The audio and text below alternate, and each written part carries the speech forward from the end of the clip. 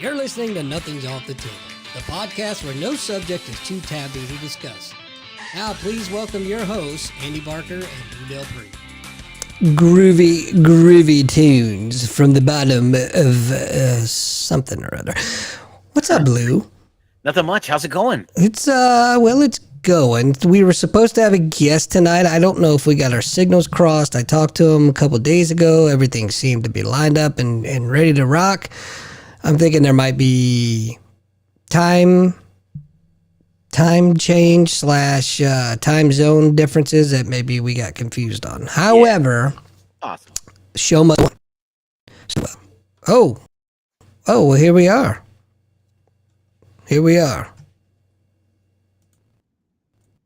hello, sir. Whoa, wait a minute. Can you see me? Can you hear me? Here we go. Yes, sir. Yep, yeah. Just in time. We just started the show. I didn't know if you're going to make it on time, so I was just saying the show's got to go on. But welcome. Wow. I was just trying to put my jacket on so I can stay warm because it's cold in my office. Oh boy. The sun goes down and the cold starts. Now, where are you from again, sir? Oxnard, California, 35 minutes from LA. Oh, yeah, okay. I bet it does get a little bit chilly when the sun goes down out there. But Jorge, let me introduce you.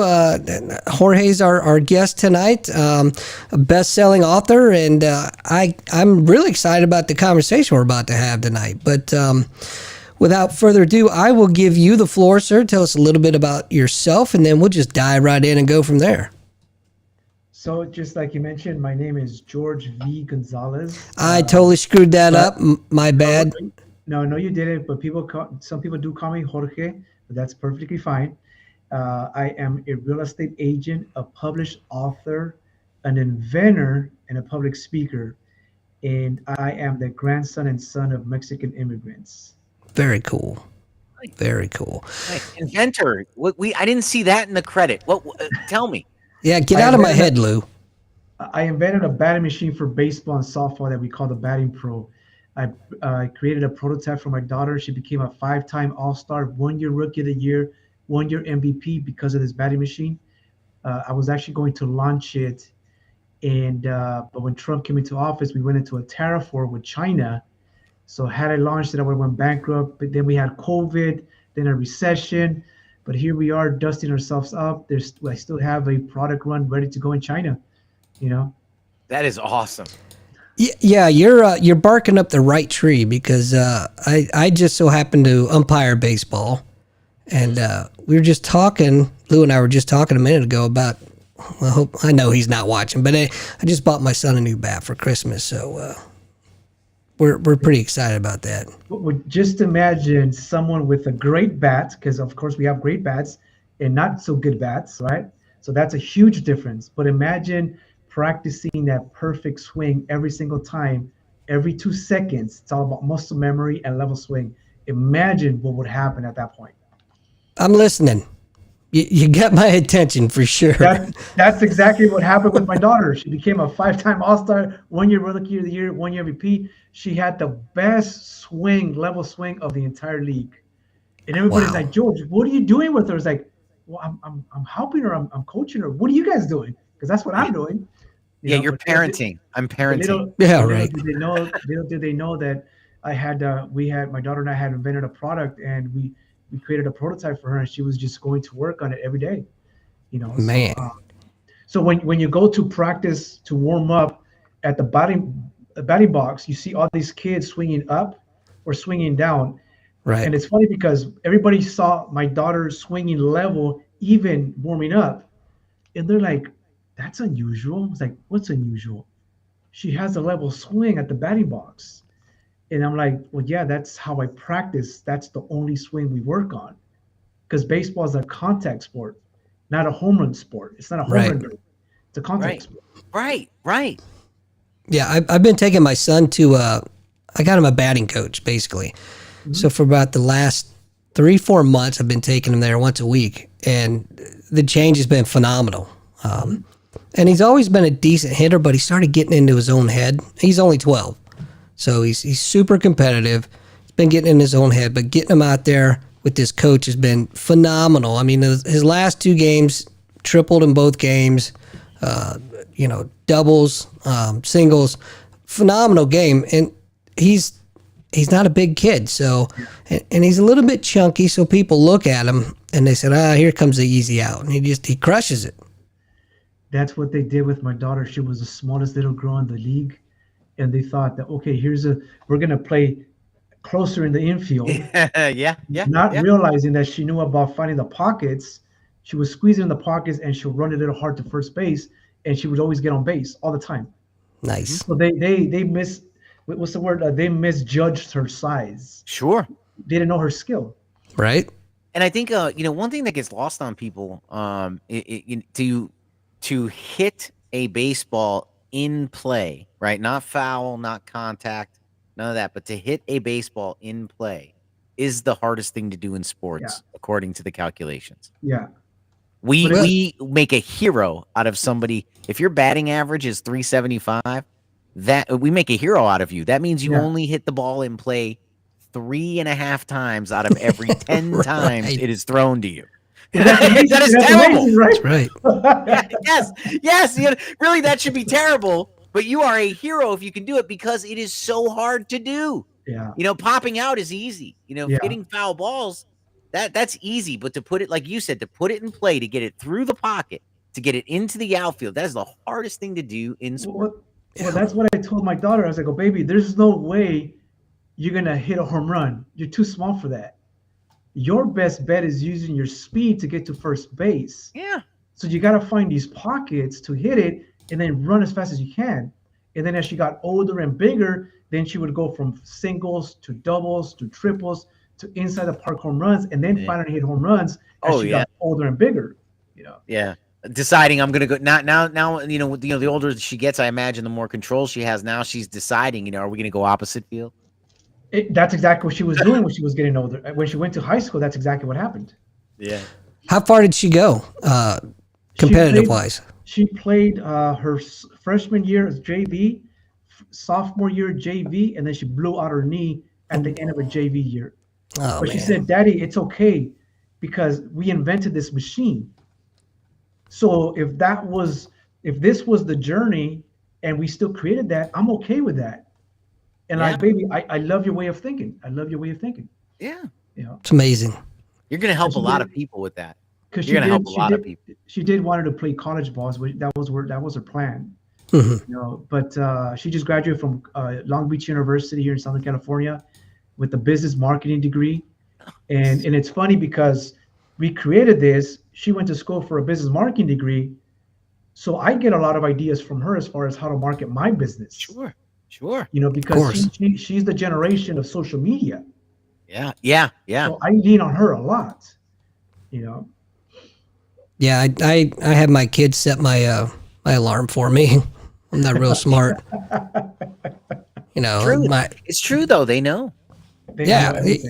Funny story. Lou, you'll appreciate this. When we were stationed in Japan, Lou and I served together in the military. It just so happened to be in Japan at the same time. One of the doctors that I worked with in the emergency department had bought one of these drones, and so he brings it over to the house. When he gets it, neither one of us could figure out how to work this thing. We couldn't even turn it on. Well, my daughter was, I think, 5 at the time. She just walks over and turns it on. I'm like, geez, man. How dumb do I feel? These are different children, man. For sure. Yeah. For and, sure. and a lot of times we hear a lot of despair, like, the generation is going, like things are bad, things are worse. But you know what? I remember coming up, they were saying the same thing about me. And while it may have been true about me, the rest of us that are my age, I'm mid 40s, right? The rest of the people, we didn't burn it down. We may not have done the best job, but we didn't burn it down. I mean, and they're going to make mistakes, but they're not going to burn it down.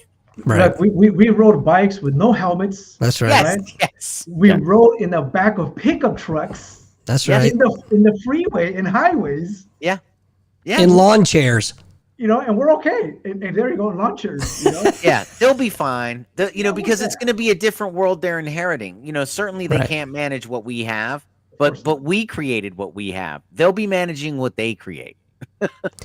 Man, George, I really want to talk to you more about this baseball invention. However, that's not why you're here. So I'd like to stay in contact with you. So when you finally get it launched, man, I'm interested for sure.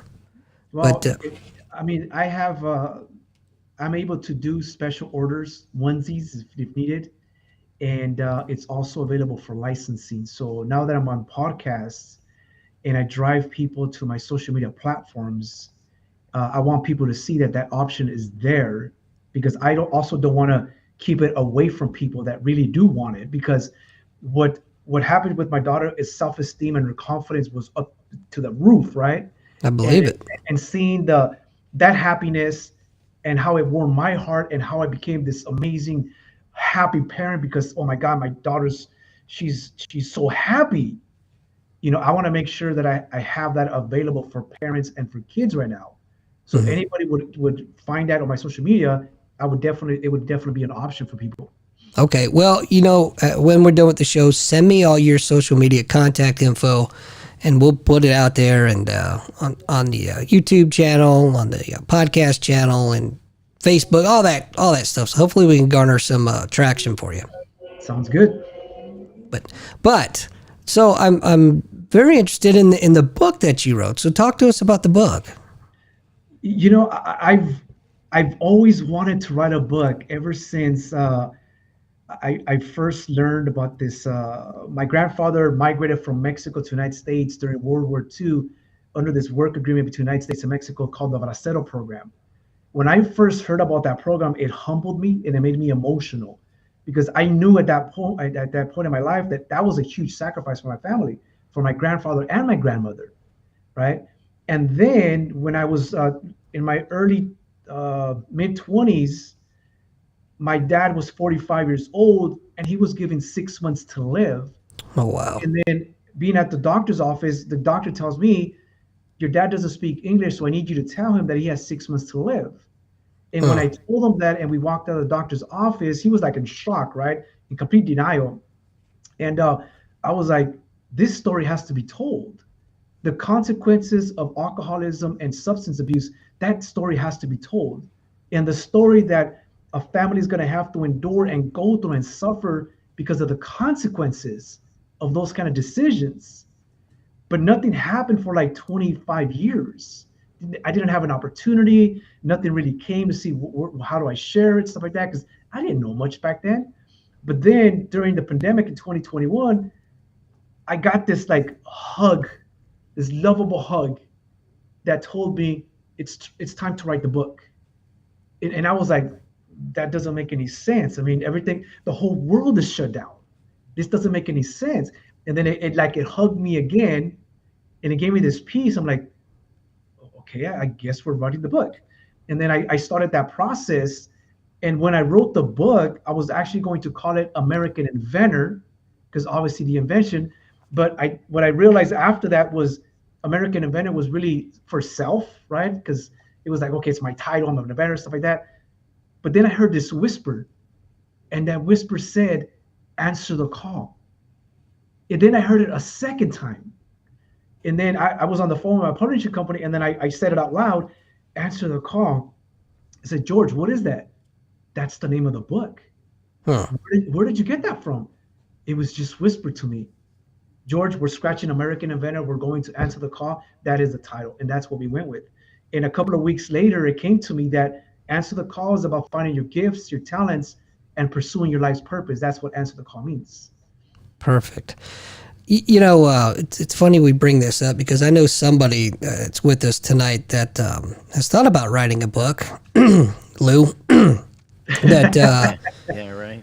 Yeah, I need to motivate a little bit. I did. But the alcohol portion is very powerful, because I'm going to speak for myself. I was an alcoholic. I quit drinking, I guess, about 4 years ago now. Mm-hmm. Well, close, yeah, about 3. Because I remember I did have some libations in my retirement ceremony, but that's to be expected. And I know Lou's had his issues as well. I don't know if I demons call him an alcoholic or not. I call him a lot of other things, but about alcoholics. So yeah, that's a powerful message that needs to get out there, and it's ruined so many lives. Not just the individual that's the alcoholic or dealing with that, but the families that are involved as well. The families that were collateral damage to that. For sure. Yes. Yes. I don't think the individual stuck with those demons, like you mentioned, realizes that, because of course they're fighting their own demons. They're not really worried about everybody else because they're fighting internal stuff. But I think when we recognize, because I think my family and I were in denial that my father was an alcoholic until it was way too late. We thought it was just the norm. It's the norm of the culture. It's normal. He doesn't drink every day. He's not drunk. He's not falling over, but he still drank every other day. When in the weekends with family members and friends, I mean, he used to drink a lot. And a lot of the times he wouldn't eat when he would drink, which also caused him that pain as well. So just educating people on this process in that journey, I think would help and really save a lot of people, and also help people not have to cope with that pain. Because I don't want anybody to go through the pain that I went through. Absolutely not. Yeah, it's tough. You know, I was a healthcare worker for over 30 years, and I've obviously had to deal with the end stage of alcoholism quite a bit. And it's just a horrible, horrible disease. Horrible. Not just the mental toll that it takes on families, but the physical toll, how it literally destroys the body from within. Go ahead, Lou. I know you want to say something. I'll even take it a step further. It really destroys your soul. For sure. You know? Yeah. George, I lost my pancreas to drinking.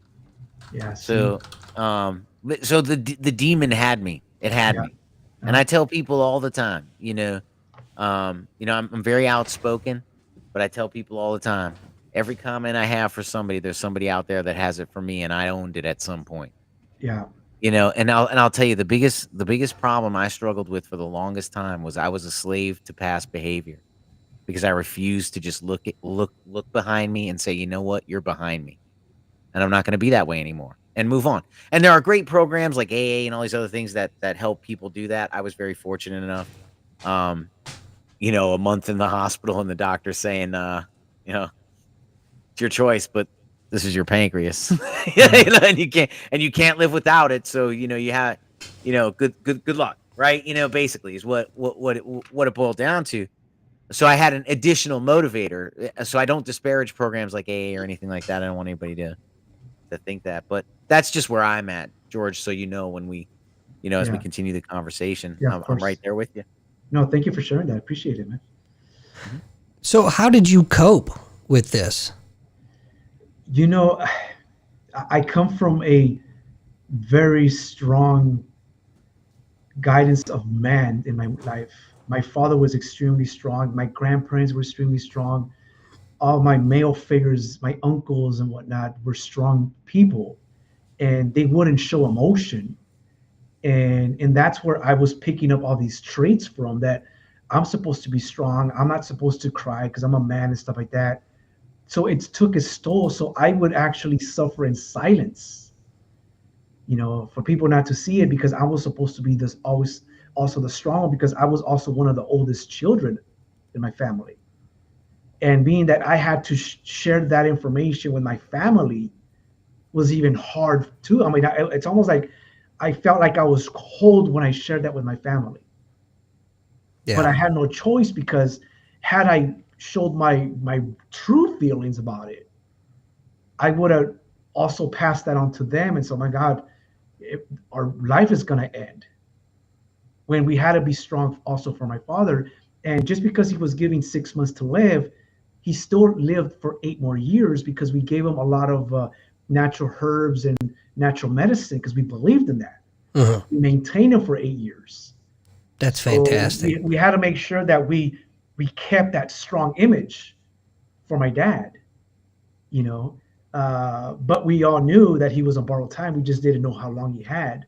So we enjoyed what we thought was the last moments that turned into a year, 2 years, 3 years, 4 years, 5 years, 8 years. Here's a funny thing for you.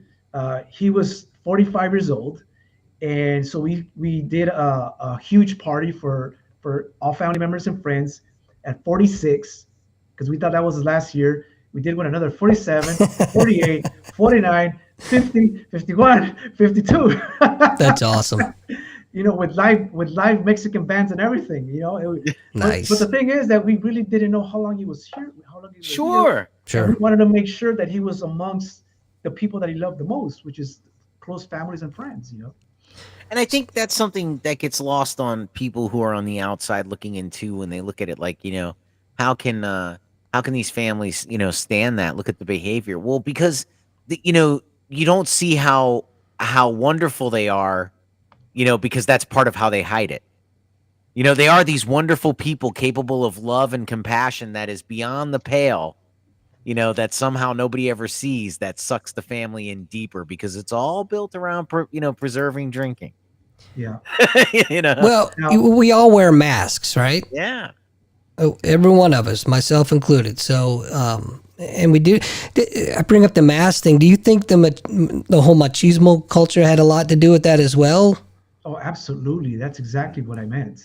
It's Yeah. the whole machismo deal. I mean, it's engraved in our culture. Uh-huh. The Mexican people are strong people. And they also feel that if we show some kind of sensitivity, they're going to feel that we're weak and that we're going to be attacked for it.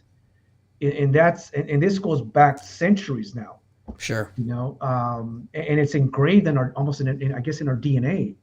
So and it's unfortunate because, like I said, I mean, we suffer in silence. And but sometimes we do, like the closest people to us, we can see right through each other, and we'll say, "Hey, man, how's it going? You okay? Do you need me for something?" I mean, look, man to man, boy to boy, friend to friend, we can talk about this. And nobody else has to know. It's just us right here. So we were able to find at least one or two people that we can open up to alleviate some of that pressure, some of that pain, because it can explode at any given time. That's a fantastic point because I firmly believe in peer-to-peer counseling, which is what you just described. And I believe even more firmly, if it's possible or not, that can be more beneficial than any kind of therapist or medical provider. You got to have that trust factor built in. And let's face it, talking about things helps. I'm guilty, I'm a lot like you. When my father was dying and he passed, I had to be the strong one. Mm-hmm. So I totally get what you're talking about. With the stuff that I share in my book and how vulnerable I am with the stories that I share, people trust me because of that. And they know that when they reach out to me for some kind of a help or direction, they know that I lived through similar experience that they're living through. Uh-huh. And I've survived similar things that they're about to, maybe they're just barely getting into it and they're looking for direction so they don't stay there too long. So it's not like I'm going to say, oh my God, I wish I would know what you're going through. No, no, no. I know what you're going through because I went through that. I lived it myself. And I think that's what has helped me help other people. I would have to agree with you because I'm the same way. I've always been the person that has bottled up all the emotions. And then without boring everybody to death, I have found that I hit the wall. Mm-hmm. My bottle was full. And so I learned the hard way that talking about it actually has helped me quite a bit. I'll break down a wall here since we're sharing personal stories. But 2-3 years ago, I had a pistol to my head. I was just going to end it. And out of the blue, a friend of mine called. I had no idea what was going on, but he just got a feeling. So he called and, kind of righted the ship, if you will, put things back into perspective. But yeah, it's a tough hole to dig out of when you're in that hole. Whether it's depression, whether you're dealing with, a loved one that's sick or whatever the case may be. I've experienced what you just said 3 times in my life. Mm. The first time I was 21, locked in my own bathroom, about to pull the trigger when I was 21 years old. Wow. Again, when I was 20, uh, 26, 27, and then in my mid 40s because of my injury. I mean, it's like th- these things come over you, and something comes inside of you that tells you you need to hurt yourself because you're not good enough and stuff like that. But that's the enemy talking. We need to silence that. And but the first time when I was 21, it was the closest one and the most scariest one because my father was already sick. We just didn't know that he had 6 months to live. That actually happened like 2 years after that. Huh. So had I done that, I would have cursed my family. Like, how does a parent bury his own child? Yeah. That would have killed my father at that particular time too, because he was already vulnerable from his sickness without even realizing it. No And then doubt. it would have definitely killed my mother, you know, because I was the only one that was single and by himself. My other siblings were married, Hmm. so it just would have ruined her. And that's really what stopped me. It's almost like I saw my mom crying over me, and that's really what stopped me. It's almost like God allowed me and gave me of this image. This is going to be the consequences of that. And I'm like, I'm not doing that to my mom and my family. I'm just not doing that. So In your fact, purpose hasn't been fulfilled yet then. at that particular time, I didn't even know what that was. Right. Now I know what it was. But I think also that I was meant to go through those phases so I can talk about it because I'm very open about this stuff. I'm open about the depression. I'm open about suicidal thoughts and whatnot. I am very open. I talk about that in my book Hmm. because I want people to understand. Let's have a conversation. Talk to somebody. Right. You don't got to tell me, but maybe your brother, your older brother, maybe a Nino, a cousin, your best friend, somebody from church, somebody, but talk to somebody, and you so we can know that it's gonna be okay. You know, the biggest takeaway I've learned, and I still like to tell people, is that you're not alone. And when you're in that predicament, you feel like you're the only one in the world that's going through this.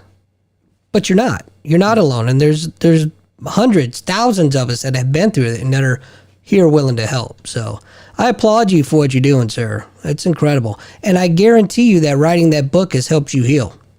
Oh, in many, many, many ways. I was able when I wrote the book, I felt like God gave me access to things that I couldn't remember anymore. And he allowed me to connect the dots all the way down to when I was born.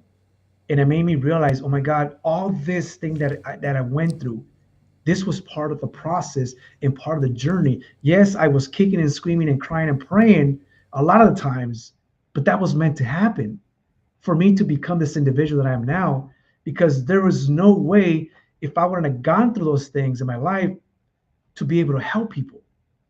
And for that reason, I accept everything that happened to me. I accept it. And then I embrace it. And now I want to use it to help other people. I wish we had more people like you, man. I really do, because so important. And the fact that you've been through it is huge, because you know my my first therapist, poor thing, I had to let her go because you know she didn't serve in the military. She was basically a brand new provider, and I could not connect with her, and therefore nothing that she would tell me was going to help me. So I just severed the relationship early on, vice dragging something on. But having someone like you that's been through all that you've been through is invaluable, man. You can't even put a price on it.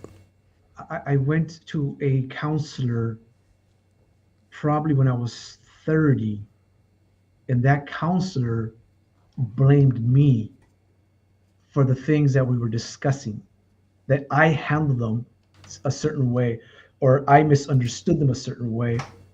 It was all put on me. And I'm like, wait a minute, shouldn't you been trying to like remove things from me, not necessarily throw stuff back at me?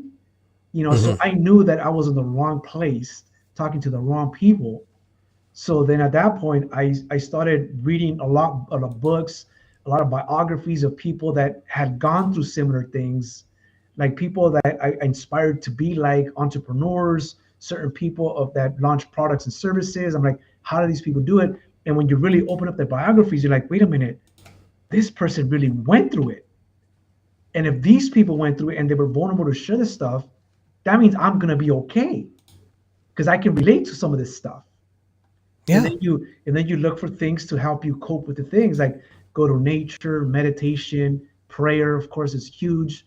Breathing exercises, hugging a tree, we've heard that a lot, right? Grounding yourself, all these things are important. It's like it's a combination of everything, not just one thing singular.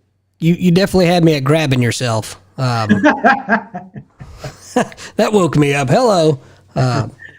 No, I'm with you. I don't care who you pray to, what you pray to. Just find something, somebody. If it helps you, then who the hell am I to judge? If it works, it works. I'm an outdoors guy, so I try to go camping as much as I can, and that's how I get recharged out in nature.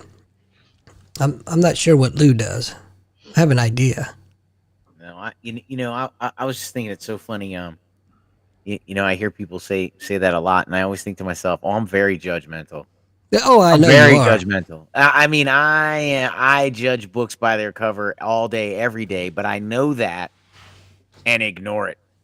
Yeah, it's not. I'm aware of it. That, and I think that's the other thing too. Like when we talk about not being alone, Right. It's okay to think things. Yeah. Right. It's not okay. It's not okay to do things. Right.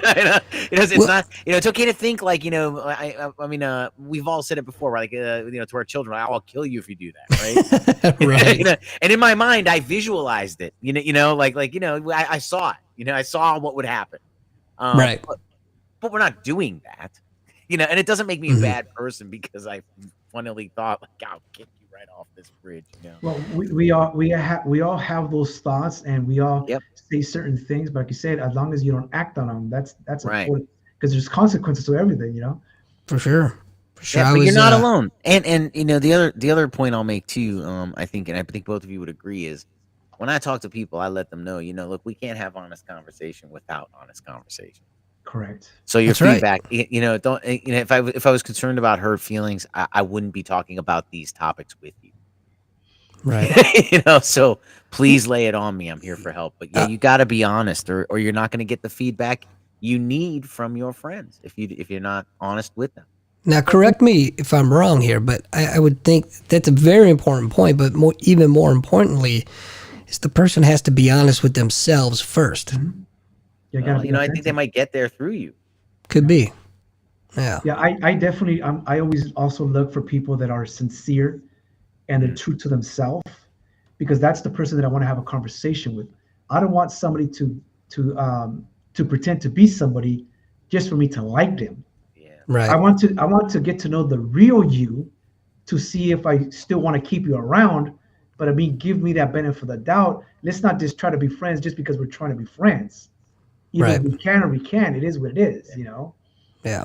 George, that's so funny you said that. And I'm sorry, Andy. I'm reading a book called Influence, where the gentleman is talking about influence peddlers and the tricks they use and how to avoid some of them. And he was talking about the car salesman who was in the Guinness Book of World Records.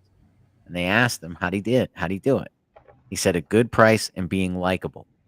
The breakdown from that guy was, listen, no matter how likable he is, you're not driving him, you're driving the car.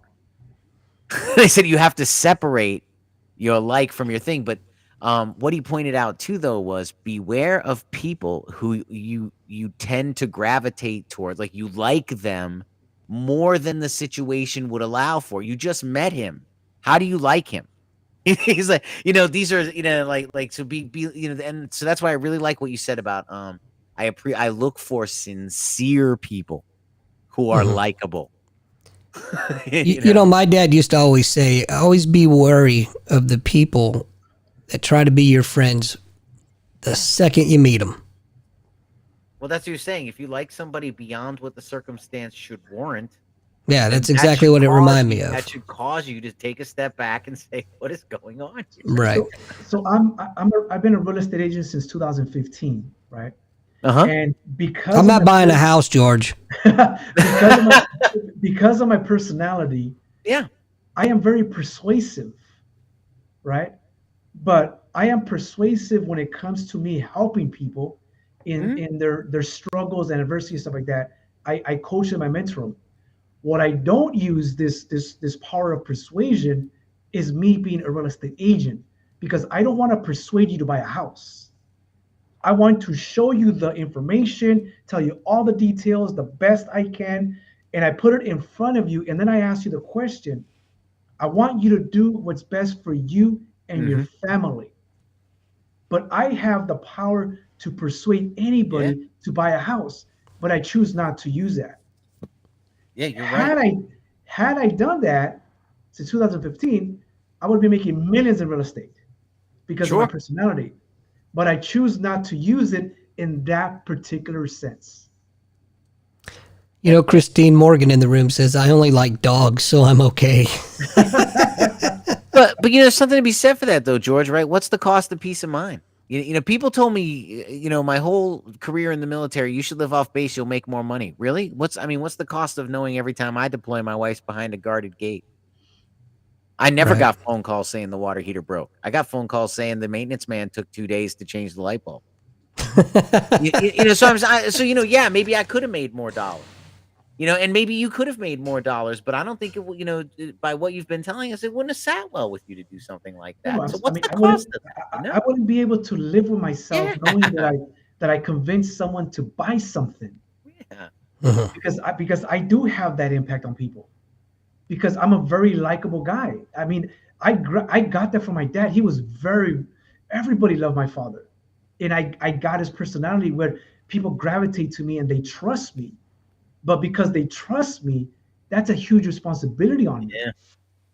Yeah. For me to have them signing their life away, the 30 years commitment, and then something would happen and call me a year later, 6 months later. You know what, George? I think we shouldn't have bought the house. Hmm. It was so persuasive, so we bought it. I can't do that to my clients. You know. Yeah. Now, what I will do is tell them, look, you're special. You have a gift, a talent, and you have a life purpose. You are meant for more than what you have. The current reality that you see for yourself, you are worthy than much more than that. That I will tell them, and I'll persuade them all day long. Yeah. But not to buy something from me. I won't do that. Yeah. You're awful defensive, pal. I'm just kidding. I'm just kidding. No, this conversation's great. Yeah, I'm sorry. I'm kind of drifting. Selfishly so. I keep going back to the baseball thing, but that's just me. Look, I'm here to have a conversation. Whatever conversation you want to have, we can have. Yeah, I'm just, it's because I just bought the bat today. I don't want to say it too loud because I don't know if the little turd is hanging outside my office or not. But so I'm excited. I'm probably more excited about it than he is. But finding about your invention, wow, dude, I'm pumped now. Sorry, I'll get off the baseball thing. So Sorry. let me tell you one more thing about the baseball thing. There was a young girl in my daughter's softball team that had a very expensive bat. Then I had my daughter. I was unemployed at the time, so I didn't have too many resources. I bought her just a simple bat. My daughter was a better player with that bat than the other girl with the expensive bat. Why? Because they didn't have this machine and they didn't practice muscle memory, that perfect level swing. They didn't practice that. And that was the difference between those two different individuals, because everybody say, wait a minute. And then the other girl would say, would you like to use my bat? And my daughter would say, sure, if that's okay with your mom and your dad. Yeah, sure. And then the scale was so noticeable when you have a good player with a crappy bat with a better quality of bat. It was day and night. For sure. I mean, I was blown away yesterday at his session. I'm like, man, yeah, I'm getting him a bat. That's just all there is to it. But if you give him the best bat, you take away the struggle of becoming a great player, because they're just dependent on the bat. I agree. He's not getting the best bat. Daddy ain't got that kind of money. And I got it on sale. So, hey, doing what we can. But no, I agree. And one thing that I'm so proud of is that you can't teach is his work ethic and his competitiveness with himself. He's practicing all the time. I mean, we're always out in the yard throwing the ball or taking him to batting practice, or he's trying to get better. And it's so refreshing to see it. And like I said, he's only 12, so I don't know where he gets it from. Definitely not me. Well, you're a great dad for doing that for him, because there's a lot of parents that they don't even take the time and they just drop them off at practice or whatnot, and some of them don't even show up to the games. You know, it was a sad thing to experience when I saw that. Yeah, it broke my heart. It really broke my heart. I'm involved with everything. I'm at his batting practice, his baseball practice, his fielding practice. We're always out in the yard throwing the ball. I even had a pitching mound built so we could practice out in the yard for him. And I never had the opportunity to play catch with my dad because he was military. He was always gone. So absolutely, I make it a priority to get out there with him as much as possible. And because this conversation is so important to us, this is another reason why I also put a story of this conversation in my book that talks about the batting machine, the coaching of my daughter, stuff like that. I talk about that because it's important. That's the foundation of the household. Uh-huh. We really have to acknowledge that we are living for our children until they become of age that they can fend for themselves, because we brought them into this world. So we should be committed to whatever they want to do, not what we want to do, but what they want to do. So if they want to play a sport, if they want to play an instrument, or whatever they want to do, we have to be their number one fans. We don't want them to do what we want them to do. No, we want them to do what they want to do and just get out of the way and be their fans. That's why I talk about it in the book. 5 key traits of high functioning households. Praise their children, high expectations, consequences for actions. Can't remember the other one, but the most important one is what you're getting at, George, is parents believe they are the primary educator of their children. You're the biggest fan. You're the one that supports. You're the one that. I took full responsibility for my child when the day she was born, even before she was born. I was speaking to her when she was in the womb, every single day when I found out I was going to be a father. And she just graduated from Long Beach University with the business marketing degree this year. And she just got a job with the LA Galaxy soccer team in Southern California. Oh, wow. Good for her. Yeah. So this whole rounded sports mentality, parenting, guidance, and coaching was valuable to her foundation of her becoming who she now is. I'm super, super proud of her for her accomplishments now. And you should be. Now, how many kids do you have? Just one daughter. She's 25. What's funny is that I have 2 that I know of. And that's why I move every 3 years. But when my daughter, when my wife was pregnant with my daughter, I was the same way as you. I was talking to her every day in the womb, and this, that, the other. And then when we got pregnant with my son, I'm like, he'll be all right. He'll figure it out. Don't name it. God. I know, right? Come home. That's a true story. I'm like, we got all that crap out of the way with the first one. He's got it. He'll figure it out. But it's he turned out all right, I guess. You know what I thought was funny? I have 2 children as well, disparate in age, right? 126, 110. So it was funny because when the one was 16 and the one was 4, they both talked about the same to me. Like they both had nothing to say to me. But anyway, you have those multiple kids and you do things for them. Like it's going to be this like special meeting. Like I remember with my son, I'm like, I'm going to make his middle name my dad's name and we're going to pass it down and it's going to be great, And with my daughter, I'm like, I'm going to honor my mother's grandmother and make that her middle. Both of them hate it. Tell me repeatedly how silly it is. They don't like how it sounds. I joke my wife all the time. Well, at the time. So she named our daughter Isabella Marie. that was her choice. Whatever, good to go, mama, daughter. But I said I get to name the boy, and she's like, all right. So she's like, well, what are you gonna name him? I said Liam Seamus, and I had her fooled for a good 8 of those 9 months that I was serious about that. But she was like, you are not naming my son Seamus.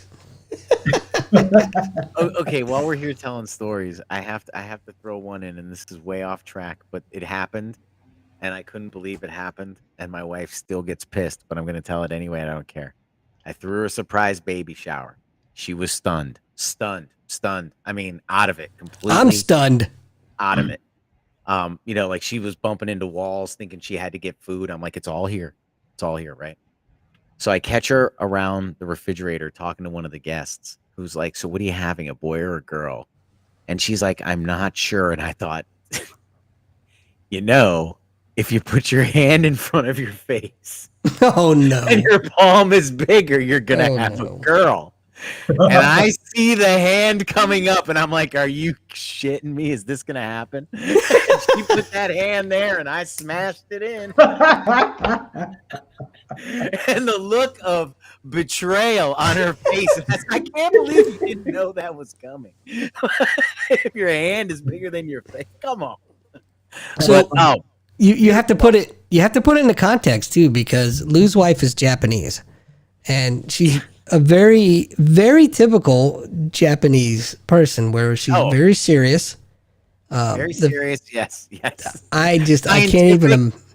That's why the hand was coming up.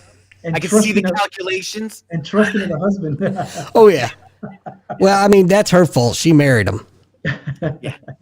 But I just couldn't believe she fell for it. Like, I saw that hand coming up in slow motion, and I was thinking, this is happening. This is going down. All right, anyway, By the way, she's a wonderful woman. She has to be to put up with Lou's crap.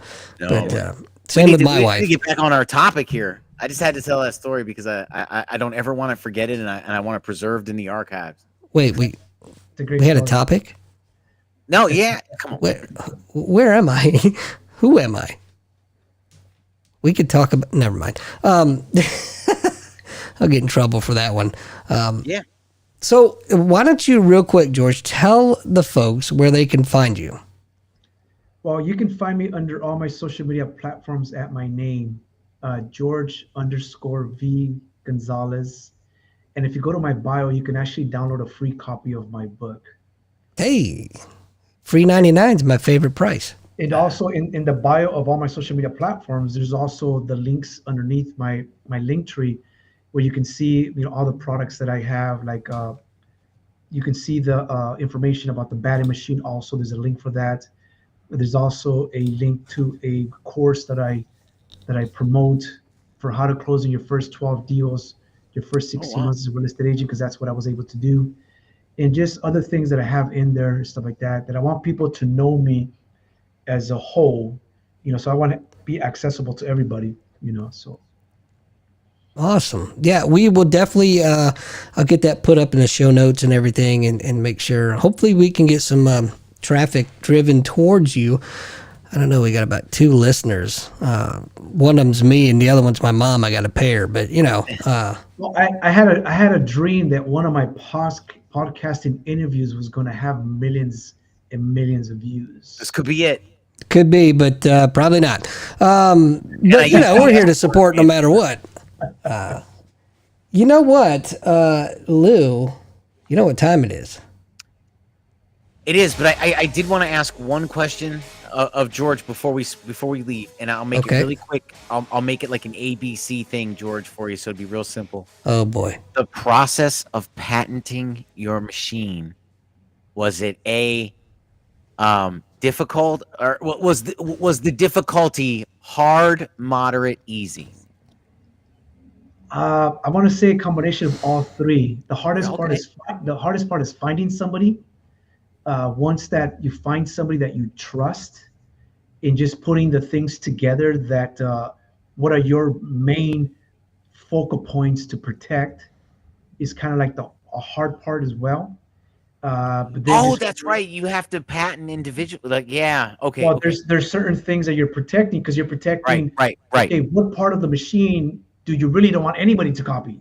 Right, And that's right. the really part that's important, but other than that, I mean, it's not as hard as we would think. The hardest part Okay. is finding somebody to help you do it. That's the Okay. hardest part. Hey, thank you for that. Wow, that was much shorter than I thought it would be coming from Lou. Great question, Lou. Anyway, it's that time of the show. George, we do something every week on the show here. We call it our Veterans Helping Veterans segment. And each week we highlight a different organization. What the heck is that? That's a train right in front of Oh. Wow, that scared the crap out of me for a second. I'm like, what I hit? What I touch? But I'm no, I'm in a 9-story building, and I got a train right in front of me. Hey. no worries. But anyway, we highlight a different organization that helps out veterans. And this week's organization, because I was really running out of time and lazy, I chose the American Legion. And as you see, the QR code that's up there, if you go ahead and scan that, that will bring you to their website. But they're a fantastic organization that helps veterans out. And the key, I would say, Lou, correct me if I'm wrong here, distinguishing factor between the American Legion and the Veterans of Foreign War is that you actually technically had to have served in combat to be a member of the VFW. Now they're... Yeah, you had to be foreign soil as well. Right. Yeah. But the American Legion will accept any veteran, regardless of whether you are a combat veteran or not. And they're a great organization. They're like Mikey. Yeah, they are like Mikey, but it's there are a lot of veterans out there that need help, and this organization is one of the organizations that will do just about anything for their members. So check them out, scan the code, and give them a like, and that's all we got for this week. Yep. George, don't leave. Don't leave. Just to let you know, I scanned the code, and it gave me a book in Amazon. Oh, really? Yeah. Oh, well, I screwed that up, didn't I? I need to talk to HR and fire the guy that put this crap together. Was that book The Adler Compound? It's funny because it's 8 tools to empower your kids. Oh, you know what? It didn't save, man. What the hell? 8 Oh, tools well. to empower your kids. Yeah, so the American Legion doesn't empower your kids, but if you're interested in finding 8 tools to empower your kids, there, though. yeah, check it out. I just want to let you know that half of my clients that I've serviced since 2015 have been veterans. So Excellent. I'm happy to help PAs.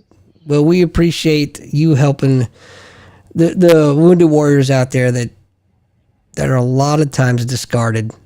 Yeah, sadly, yes, true. So, but anyway, hey, George, stick around. I'm going to bring us out, but we want to talk to you in the room after we come off of live stream. But any final parting words, sir?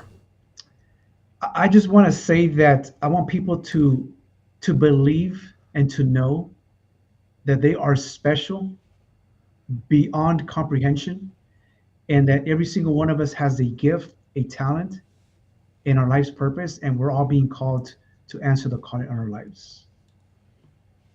That's awesome. Can't top that. No, I'm for once speechless, which doesn't happen very often. Lou, any parting words, sir? No. That's a first.